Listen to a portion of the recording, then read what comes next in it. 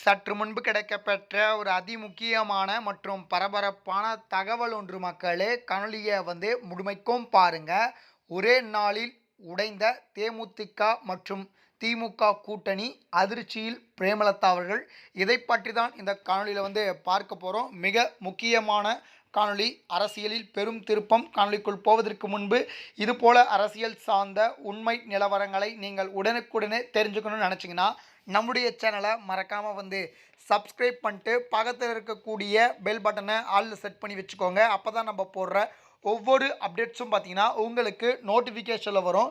இப்போ வாங்க வீடியோக்குள்ளே போயிடலாம். அதாவது 2026 சட்டமன்ற தேர்தல் வருவதற்கு இன்னும் ஒரு சில மாதங்களே இருக்கக்கூடிய சூழ்நிலை. தற்பொழுது கூட்டணி தொடர்பான நிலைப்பாடை பிரேமலதா அவர்கள் அறிவிக்காமல் இருந்தால் ட்விஸ்ட் மேல் ட்விஸ்ட் கொடுத்துட்டு இருந்தார். எந்த கட்சியுடன் கூட்டணி வகுக்க போது திமுகவுடன் பேச்சுவார்த்தை நடத்தப்பட்டு வந்தது. ஆனால் திமுகவுடன் கூட்டணி கிடையாது அப்படின்னு சொல்லிட்டு அதிமுகவுடன் பேச்சுவார்த்தை நடத்தினதாகவும் என்டிஏ கூட்டணியிலும் பேச்சுவார்த்தை நடத்தியிருந்ததாகவும் தகவலானது கிடைக்கப்பட்டிருக்கு. ஆனால் இறுதியாக திமுகவுடன் கைகோர்த்திருக்கிறார்கள். குறிப்பாக இந்த திமுகவுடன் கூட்டணி இணைந்தது ஒரு மிகப்பெரிய ஒரு அதிர்ச்சியாகும் மக்களிடையே பார்க்கப்பட்டு வருகிறது. நிறைய பேர் விமர்சனம் செய்துட்டு இருக்காங்க. அதாவது கேப்டன் ஒரு காலத்தில் திமுகவுடனே கூட்டணிக்கு போல கிட்டத்தட்ட தேமுதிக தொடங்கப்பட்டதிலிருந்து 2025ஆம் ஆண்டு தேமுதிக தொடங்கப்பட்டது.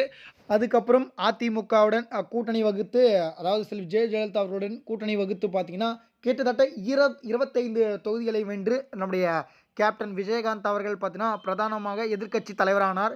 அப்போ திமுக 3வது இடத்துக்கு தள்ளப்பட்டது. அப்போ முதல் இடத்துல அதிமுகவும், 2வது இடத்துல தேமுதிகவும், 3வது இடத்துல திமுகவும் இருந்தது. அனைவருக்குமே தெரியும். இது ஒரு மிகப்பெரிய ஒரு திருப்பு முனையாக பார்க்கப்பட்டது. ஆனால் தற்பொழுது இவங்க கூட்டணி வச்சிருப்பது மக்கள் ஏகப்பட்ட பேர் விமர்சித்துட்டு வராங்க.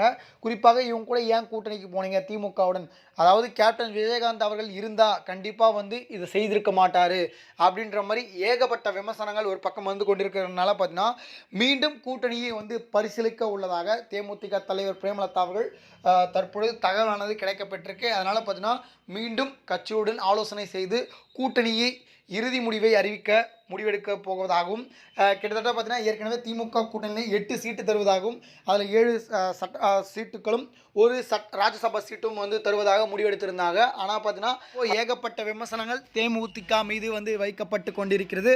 அதனால் பார்த்தீங்கன்னா அவருடைய மகன், அதாவது பார்த்தீங்கன்னா கேப்டன் பிரபாகரன், விஜயகாந்த் பிரபாகரன் அவர்களே பார்த்தீங்கன்னா திமுகவுடன் கூட்டணிக்கு போனதை மறுப்பு தெரிவித்திருக்கிறார். ஆனால் திமுகவுடன் கூட்டணி வேண்டாம் அப்படின்ற மாதிரி பார்த்தீங்கன்னா பேச்சுவார்த்தை நடத்தி வருவதாக தற்பொழுது தகவலானது கிடைக்கப்பட்டிருக்கு. அதனால் பார்த்தீங்கன்னா இந்த கூட்டணி குறித்து மீண்டும் கட்சி நிர்வாகிகளிடம் தொண்டர்களும் ஆலோசனை நடத்த உள்ளதாக தற்பொழுது தகவலானது கிடைக்கப்பட்டிருக்கு.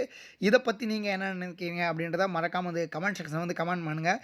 திமுகவுடன் தேமுதிக கூட்டணிக்கு போனது நல்லதா இல்லையா அப்படின்றத மறக்காமல் சொல்லுங்கள்.